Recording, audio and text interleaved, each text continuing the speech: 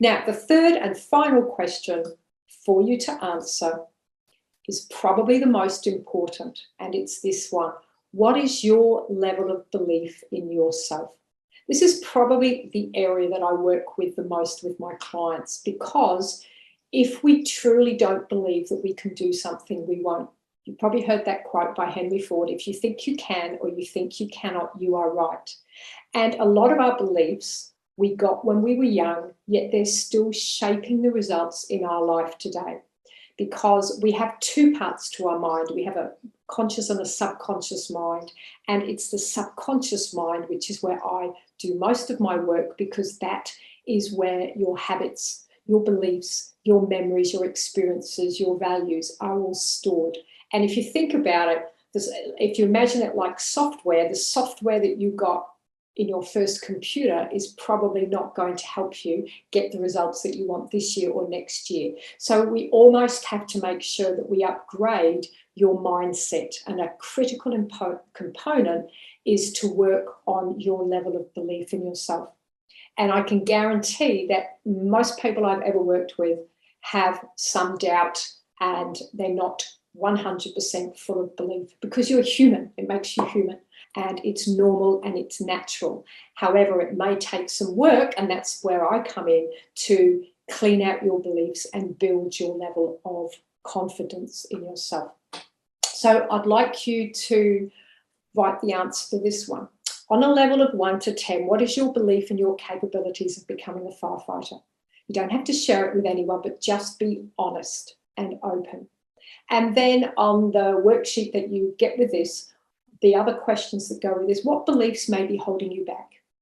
Now, you may not know, however, sometimes we hear those voices, or we have those thoughts or those feelings, and behind them we can listen carefully to the words. Perhaps you hear a little voice whispering in your ears sometimes, "Oh, I don't know, you've got what it takes." So just start to explore and write them down. And then, depending on your level of belief, what do you need to do to build your belief? Again, you may or may not know. It may be mindset work. It may be that you need to become more confident in your abilities with doing exams.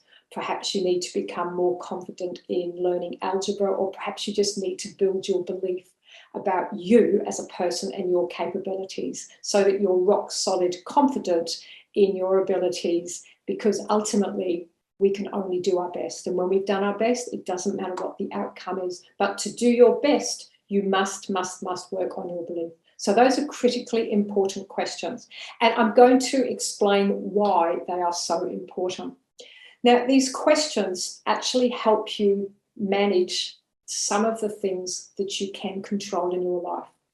Because when it comes to your mind, there are only 3 things really that you can control: your thoughts, your mental, what's going in your head, your mental state, your feelings, your emotional state, how you respond and react to events, and what you do. And the interesting thing is your thoughts influence your feelings and vice versa. And your thoughts and your feelings influence your physiology and your behaviors.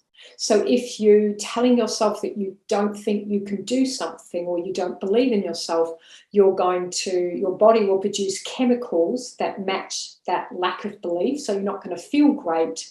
And then how you feel will impact what you do. And if it's not good thoughts and not good feelings, you're not always going to do the things that are necessary. So it can go in a negative loop. The good news is, if you change any one of these areas, you can change your results. If you feel better, you're going to think better, which means you might go and act better. If you go and work on your algebra, you're going to feel great, so your thinking will improve as well. So that's the synergistic connection between our 3 areas: your mental, your emotional state, and your physical or doing. And you'll see on this diagram, which I won't go in on this course, but we do have 3 intelligences: a head, heart, and gut. Our head is our mental, our heart is our emotionals and our feelings, and the gut is actually the seat of our courage, and it's also where we take action. So in the next slide, I've changed that to head, heart, and hands, because that's the doing. And you'll see now within my circles of success, when you get clarity by answering the question, why do I want to be a firefighter? You're connecting your head with your heart. Am I willing to do what it takes? Will you do what it takes to be consistent? And the third question, what is my level of belief?